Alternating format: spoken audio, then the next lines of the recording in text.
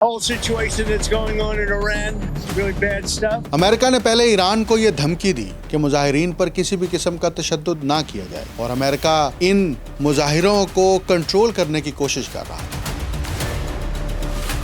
अब वही America Iran के साथ मुज़ाकरात करने के लिए आगे बढ़ रहा है, खुद ही धमकी दी, खुद ही मुज़ाकरात पेश करने के लिए आगे बढ़ा है और अब खुद ही कड़ी शराइत लगा रहा है। They would like to negotiate. A while ago and it didn't work out and we did Midnight Hammer. अमरीकी सदर ने खलीजी खित्ते में अमेरिका की मजबूत फौजी मौजूदगी का जिक्र करते हुए अंदिया दिया कि अगर मुआहिदा ना हुआ तो ईरान को इसके नताइज का सामना करना पड़ सकता है। ईरान अमरीकी धमकियों के जवाब में सरेआम ये कह रहा है कि अगर जंग मुसल्लत हुई तो हम वैसा जवाब देंगे जैसा हमला होगा।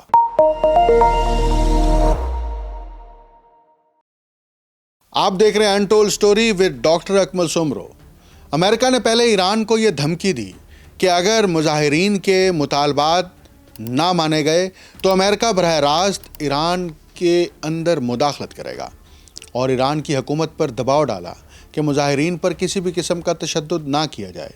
अगर ऐसा हुआ तो इंसानी भलाई के नाम के ऊपर अमेरिका मुदाखलत करेगा और अमेरिका इन मुजाहिरों को कंट्रोल करने की कोशिश कर रहा था, लेकिन ईरान ने मुजाहिरे ख़त्म कराए और मुजाहिरों पर काबू पा लिया और अपनी दाखिली कौमी सलामती की पॉलिसी को मज़ीद मौसर बनाने की हिकमत अमली का आगाज़ किया। लेकिन अमेरिका बहादुर क्योंकि ईरान को धमकी दे चुका था और ट्रंप इस धमकी की लाज रखने के लिए एक कदम और आगे बढ़े और मशरिक़ वस्ता में अपना बहरी बेड़ा जो है वो रवाना कर दिया। बल्कि इससे पहले ये भी ऐलान किया कि वो मदद फराहम करने के लिए जा रहे हैं। किसके लिए? ईरान के मुजाहिरीन के लिए। लेकिन जब ज़मीनी हक़ाइक़ सामने आए, इलाके के ममालिक ने अमेरिका की इस धमकी के लिए सहूलतकारी देने से इनकार किया तो अमेरिका के पांव उखड़ने लगे। अब वही अमेरिका ईरान के साथ मुज़ाकरात करने के लिए आगे बढ़ रहा है, लेकिन खुद ही धमकी दी, खुद ही मुज़ाकरात पेश करने के लिए आगे बढ़ा है और अब खुद ही कड़ी शराइत लगा रहा है और ट्रंप की जानिब से ये कड़ी शराइत लगाने के मुख्तलिफ नकात सामने आ रहे हैं। अब बड़ी खबर यह है कि ईरान के वज़ीर ख़ारजा अब्बास अराग़ची आइंदा चंद रोज़ में अमरीकी ख़ुसूसी एलची स्टीव विटकॉफ़ के साथ मुज़ाकरात करेंगे और ये मुज़ाकरात मुतवक्के हैं तुर्किया में, यानी जंग के साथ साथ डिप्लोमेसी भी चल रही थी और इस डिप्लोमेसी के अंदर रीजनल पावर तुर्किया ने कलीदी किरदार अदा किया। मुज़ाकरात इस्तांबुल में होंगे। तेहरान और वाशिंगटन दोनों ने अंदिया दिया है कि वो ईरान के जोहरी प्रोग्राम के हवाले से जारी कशीदा तातुल पर बातचीत बहाल करने के लिए ख्वाहिशमंद हैं। जंग और सिफारतकारी के दरमियान फासला बहुत कम रह गया था। कतर के वज़ीर आज़म और वज़ीर ख़ारजा मोहम्मद बिन अब्दुल रहमान अल सानी के तेहरान के 2 घंटे के दौरे ने इस पेशरफ्त की राह हमवार की, यानी डिप्लोमेसी की, मुज़ाकरात की, जो अब तक की दस्तयाब मालूमात हैं। इसके मुताबिक ईरान और अमेरिका के दरमियान बरह रास्त मुज़ाकरात होंगे जो 2015 के वियना जोहरी मुआहिदे के बाद अपनी नौयत के पहले मुज़ाकरात होंगे। इन मुज़ाकरात में मुतअद्दिद अमूर पर गुफ्तगू होने का इम्कान है, ख़ास तौर पर दोनों ममालिक के दरमियान मौजूदा कशीदगी की बुनियादी वजूहात पर। यह भी समझा जा रहा है कि इन मुज़ाकरात में इलाकाई ममालिक की शिरकत भी होगी। गुज़िश्ता दिनों ईरान की सुप्रीम नेशनल सिक्योरिटी काउंसिल के सेक्रेटरी अली लारिजानी ने भी कहा था कि इस रीजनल मुकालमे का फ्रेमवर्क तैयार किया जा रहा है। पसे पर्दा इतलात और रिपोर्ट से ये भी मालूम होता है कि इन मुज़ाकरात के तरीक़ाकार को तुर्किया, मिस्र और कतर जैसे इलाकाई शराकतदार तरतीब दे रहे हैं। अमरीकी सदर का कहना था कि कोई भी हतमी मुआहिदा इस बात को यकीनी बनाएगा कि ईरान के पास कोई जोहरी हथियार ना हो।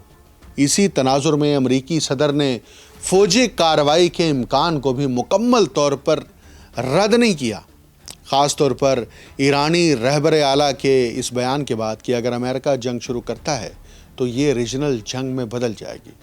अमरीकी सदर ने खलीजी खित्ते में अमेरिका की मजबूत फ़ौजी मौजूदगी का जिक्र करते हुए अंदिया दिया कि अगर मुआहिदा ना हुआ तो ईरान को इसके नताइज का सामना करना पड़ सकता है, यानी مذاکرات کی دعوت بھی دے رہے ہیں اور ساتھ حملے کی دھمکی بھی دے رہے ہیں۔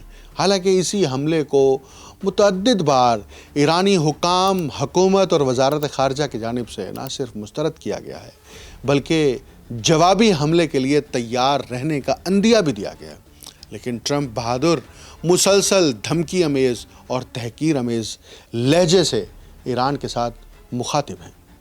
تجزیاتی طور پر دیکھا جائے تو دونوں ممالک اور علاقائی فریقین اس بات کے خواہش مند ہیں کہ ان تمام نکات کو اس طرح حل کیا جائے کہ مستقبل قریب میں کسی نئے تعطل یا تصادم کا امکان نہ رہے، کیونکہ ایران کی یہ پالیسی نہیں ہے کہ ایران اپنی قوم کو ایک نئی جنگ میں مسلط کرے۔ ایک تو تہران گزشتہ 5 دہائیوں سے معاشی جنگ میں مبتلا ہے، اس کے عوام پر ایک معاشی دباؤ ہے، اور دوسری طرف ایک نئی جنگ مسلط کرنے کی وہ خواہش نہیں رکھتے، لیکن انہیں مجبور کیا جا رہا ہے کہ انہیں جنگ میں دھکیلا جائے۔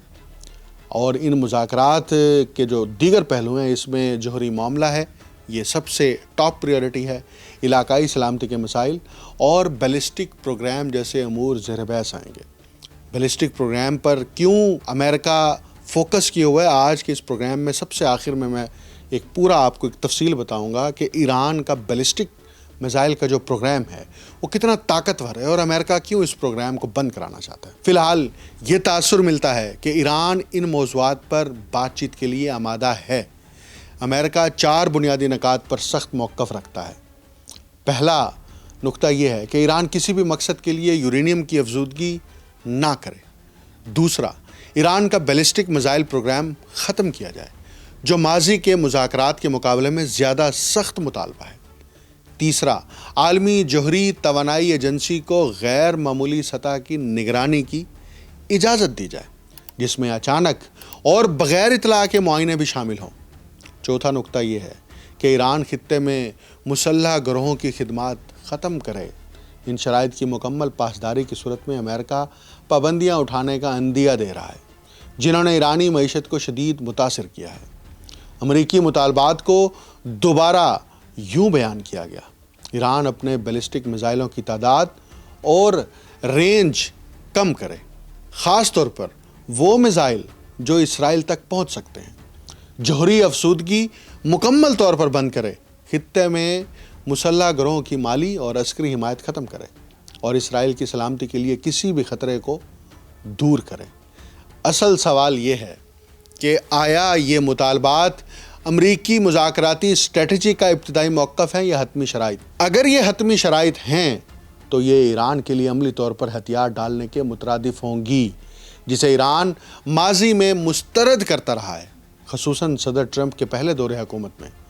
ان کے مطابق ایرانی قیادت کے لیے امریکی شرائط مان لینا امریکی حملے کے نتائج سہنے سے بھی زیادہ خطرناک سمجھا جاتا ہے، کیونکہ اس سے حکومت کی کمزوری کا تاثر پختہ ہوگا اور اس کے نظریاتی حامیوں میں اس کی ساکھ متاثر ہوگی۔ ایران مکمل طور پر امریکی شرائط تسلیم نہیں کرے گا، تاہم وہ کسی معاہدے کے ذریعے جنگ ٹالنے کی کوشش ضرور کرے گا۔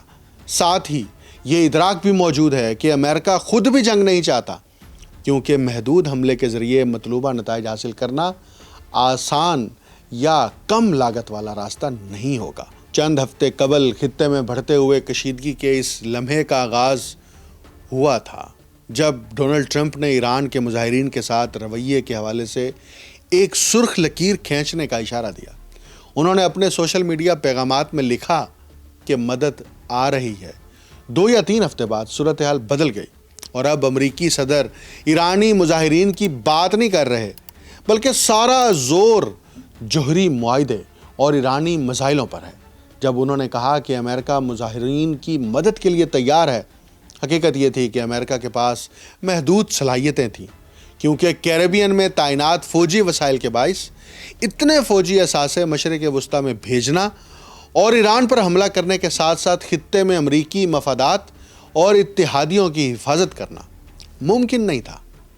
ایرانیوں کو بھی یاد ہوگا کہ 7 ماہ قبل 2025 میں وہ مذاکرات کے مڈل میں تھے، جوہری مذاکرات کے 6 یا 7ویں راؤنڈ تک پہنچ چکے تھے مختلف بین الاقوامی کھلاڑیوں کے ساتھ، اور تب اسرائیل اور پھر امریکہ نے ان پر بمباری کی۔ اب وہ ان مذاکرات کو ممکنہ طور پر محض پردہ، فریب یا کمین کے طور پر دیکھتے ہیں۔ امریکہ نے ایران کے ساتھ ایک جوہری معاہدہ بھی کیا تھا، اور آپ کو یاد ہوگا یہ جولائی 2015 میں ہوا تھا، جسے باقاعدہ طور پر joint comprehensive plan of action یعنی جیکپوا کہا گیا۔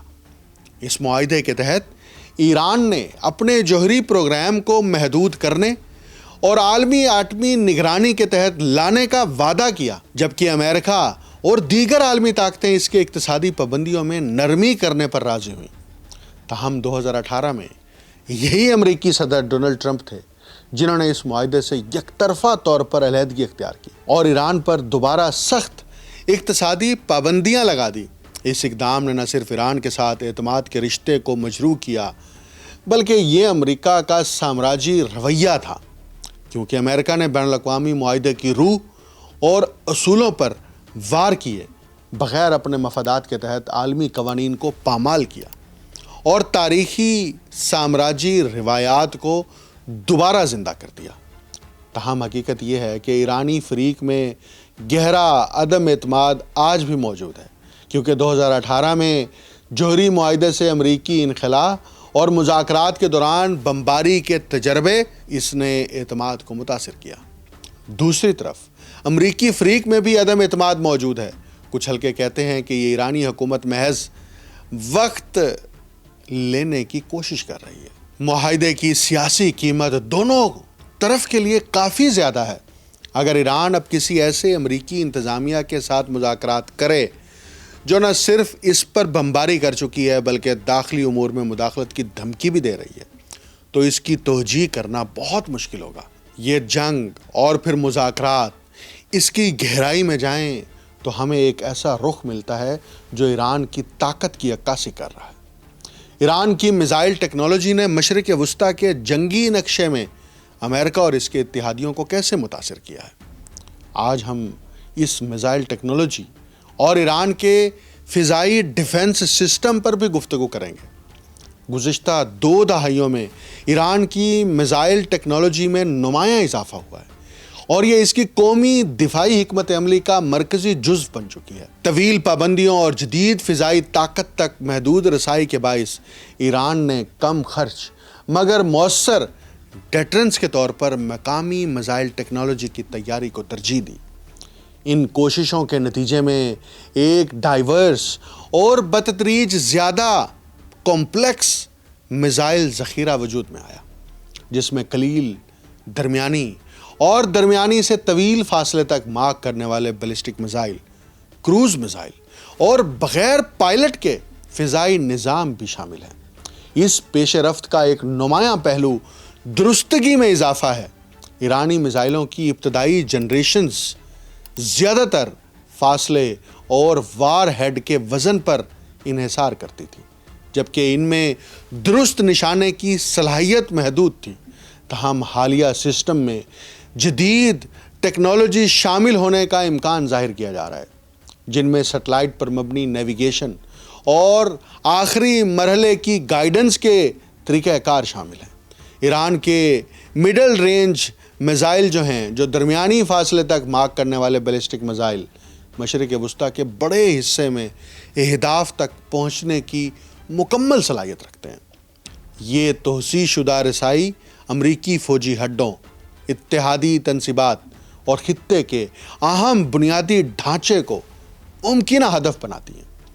تصویراتی نقطہ نظر سے یہ صلاحیت ایران کی ڈیٹرنس پوزیشن کو مضبوط کرتی ہے، کیونکہ اس سے ایران کے مخالفین کے لیے کسی بھی فوجی تصادم کی قیمت بڑھ جاتی ہے۔ بیلسٹک میزائلوں کے علاوہ ایران نے کروز میزائل ٹیکنالوجی میں بھی پیش رفت کی ہے۔ کروز میزائل عموماً کم بلندی پر پرواز کرتے ہیں اور دوران پرواز سمت بھی بدل سکتے ہیں، جس کی وجہ سے روایتی ریڈار سسٹم کے لیے ان کا سوراخ لگانا اور ان میزائل کو روکنا مشکل ہو جاتا ہے۔ رپورٹس کے مطابق ایرانی کروز میزائلوں کے ڈیزائن میں کم تبدیلیاں پرواز کے انداز اور زمین کی ساخت کے ساتھ ساتھ پرواز کرنے کی صلاحیت بھی بڑھا دی گئی ہے، جس سے فضائی ڈیفنس عملے کے لیے پیشگی انتباہ کا وقت مزید کم ہو جاتا ہے۔ ایک اور عام پیش رفت میزائلوں کو بغیر پائلٹ ڈرونز کے ساتھ منسلک کرنا ہے۔ ڈرونز کو نگرانی، ہدف بندی اور بعض صورتوں میں براہ راست حملوں کے لیے استعمال کیا جا سکتا ہے۔ جب انہیں میزائل کارروائی کے ساتھ ملایا جاتا ہے تو یہ نظام حقیقی وقت میں معلومات فراہم کرتے ہیں اور پیچیدہ حملہ اور ترتیب کو مربوط کرنے میں مدد دیتے ہیں۔ مجموعی طور پر دیکھا جائے تو یہ پیش رفت میزائل ٹیکنالوجی کو جدید بنانے کی ایک مسلسل اور سوچے سمجھے منصوبے کی نشاندہی کرتی ہے۔ اگرچہ یہ نظام بڑی فوجی طاقتوں کے جدید ترین ہتھیاروں کے ہم پلہ نہیں ہے، لیکن ان کی بڑھتی ہوئی درستگی، رینج اور ڈائیورس خطے کی سلامتی کے حساب کتاب کو نمایاں طور پر بدل دیتے ہیں۔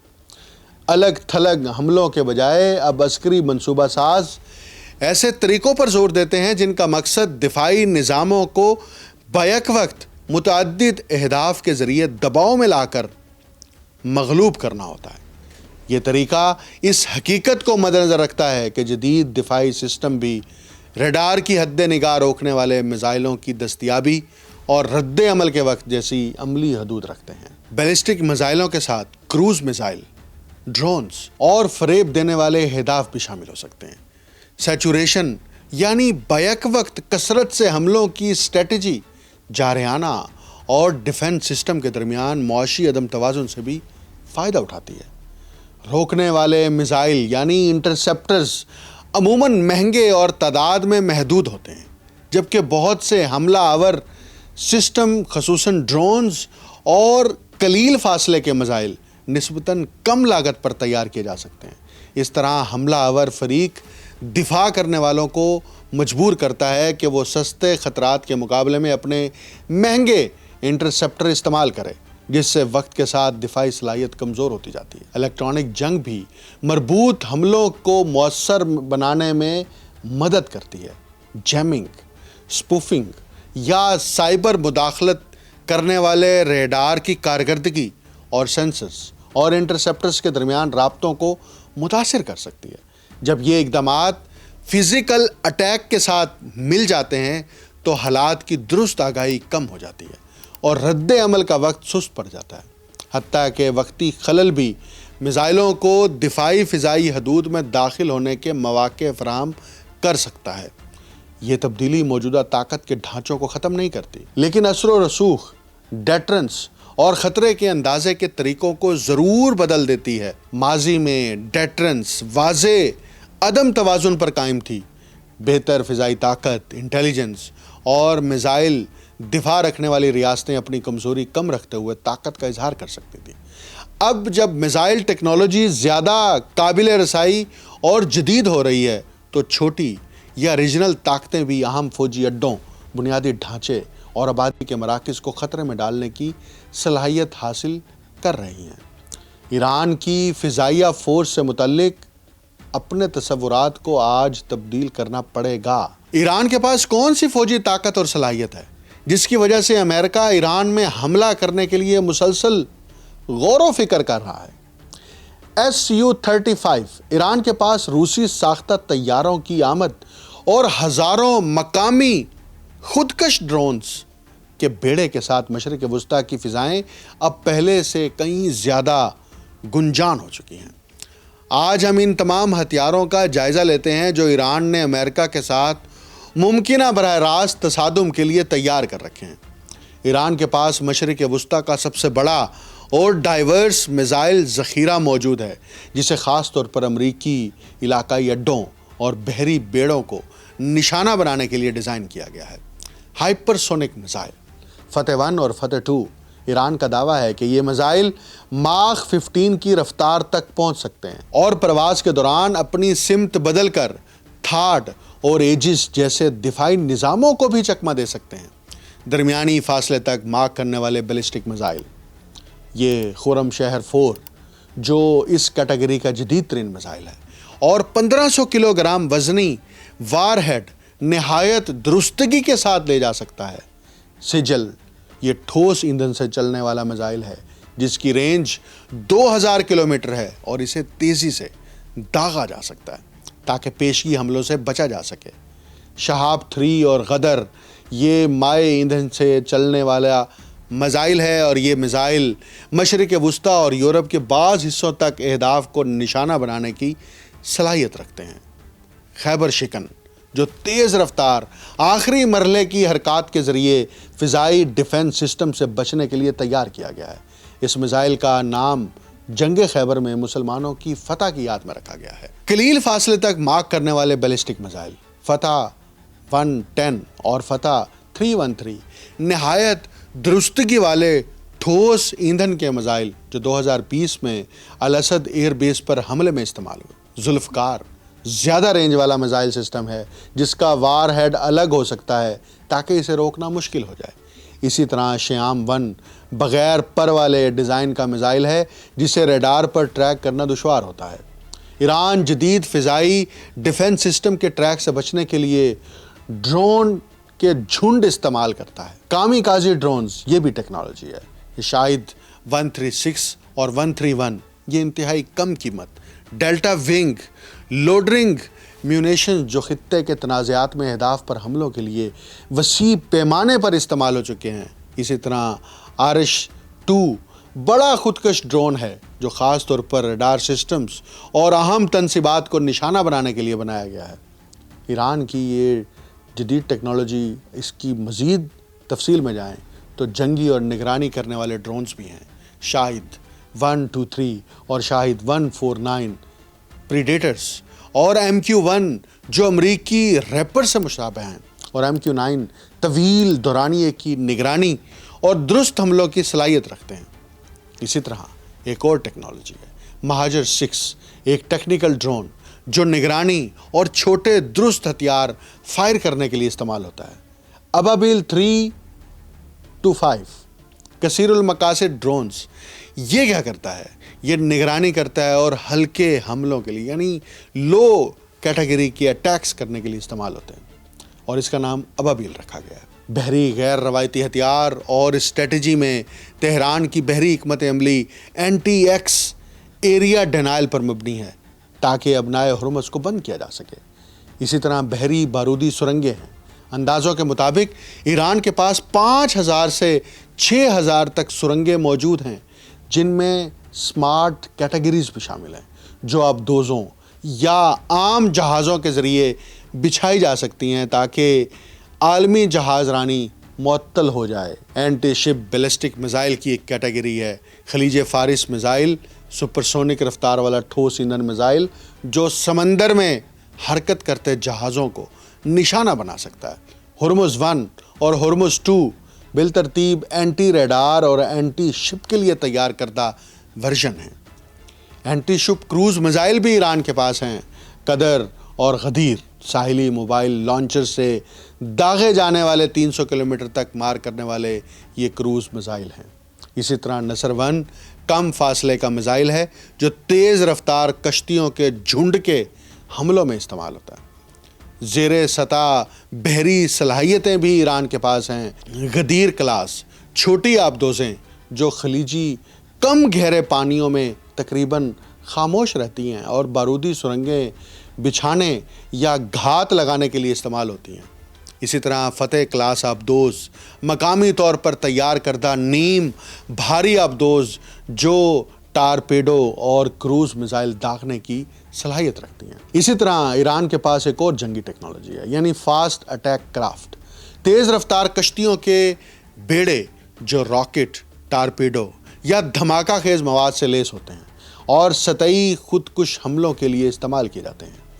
امریکی فضائی طاقت سے اپنے علاقے کے تحفظ کے لیے ایران ایک کثیر سطحی مقامی ڈیفنس سسٹم استعمال کرتا ہے۔ باور 373 ایران کا طویل فاصلے تک مارک کرنے والا جدید زمین سے فضا میں مارک کرنے والا نظام ہے جس کے بارے میں دعویٰ کیا جاتا ہے کہ اسٹیلتھ طیاروں اور بیلسٹک میزائلوں کو ٹریک کرنے کی صلاحیت میں روسی S-400 کا ہم پلہ ہے۔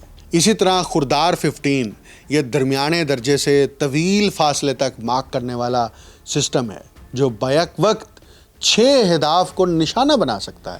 اسی طرح مرصاد اور تلاش نامی پرانے مغربی اور سوویت ٹیکنالوجی کے مقامی طور پر جدید بنائے گئے ورژن ہیں جو درمیانی بلندی کے دفاع کے لیے استعمال ہوتے ہیں۔ F-35 امریکی اسٹیلتھ لڑاکا طیاروں کا مقابلہ کرنے کے لیے F-22 اور ایران تیز رفتار انٹرسیپٹر طیاروں اور اپنے نئے روسی ساختہ ملٹی رول جیٹس پر انحصار کرتا ہے۔ فلینکر ایران Su-35Se سخوئی کا جدید ترین جنگی اثاثہ ہے۔ 2026 کے آغاز تک اس کی ابتدائی کھیپ ایران کو موصول ہو چکی ہے۔ یہ 4++ جنریشن طیارے اربس ریڈار اور طویل فاصلے تک مارک کرنے والے R-37M میزائلوں سے لیس ہیں جو ایسے فاصلے تک ہدف کو نشانہ بنا سکتے ہیں جہاں پرانے امریکی پلیٹ فارم ان کی پہنچ میں نہیں آتے۔ MiG-29 فلکرم بنیادی طور پر تہران کے ڈیفنس کے لیے استعمال ہوتا ہے۔ ان میں مقامی ایوونکس نصب کیے گئے ہیں اور اب یہ ساحلی دفاع کے لیے نصر-1 اینٹی شپ میزائل بھی لے جا سکتے ہیں۔ کسی تنازع کی صورت میں یہ طیارے علاقائی امریکی اڈوں پر ہٹ اینڈ رن کارروائیوں یا امریکی بحری بیڑوں پر حملوں کے لیے استعمال کیے جا سکتے ہیں۔ اسی طرح فینسر Su-24M کے ایران کا بنیادی طویل فاصلے تک گہرے حملے کرنے والا بمبار طیارہ ہے۔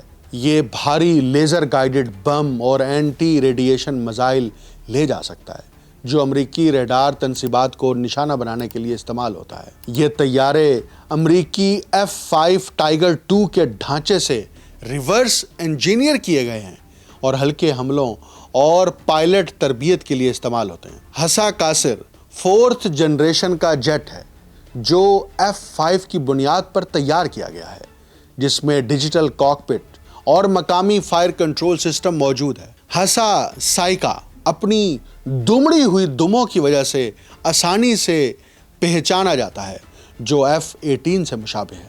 اسے قریبی فضائی مدد، نگرانی، ساحلی دفاع، دستوں کی منتقلی اور بحری تیز رفتار کشتیوں کے جھنڈ کی معاونت کے لیے استعمال کیا جاتا ہے۔ اب بات کرتے ہیں اسٹریٹجک سپورٹ اور خصوصی مشنز کی۔ 3FP اورائن طویل فاصلے کی بحری نگرانی کے لیے استعمال ہوتا ہے۔ یہ امریکی بحری بیڑوں کی نقل و حرکت کو ٹریک کرتا ہے اور ساحلی میزائل بیڑوں کو افق سے ماورا اہداف پر حملوں کے لیے رہنمائی فراہم کر سکتا ہے۔ اسی طرح یہ میزائل اور ڈرونز اور بحری جنگی طاقت، فضائی طاقت ایران کی مقامی ملٹری پاور کو عیاں کرتی ہے اور ایران اسی لیے تیار ہے اور اپنے اہداف کو مقرر کر چکا ہے، نشانے لگا چکا ہے۔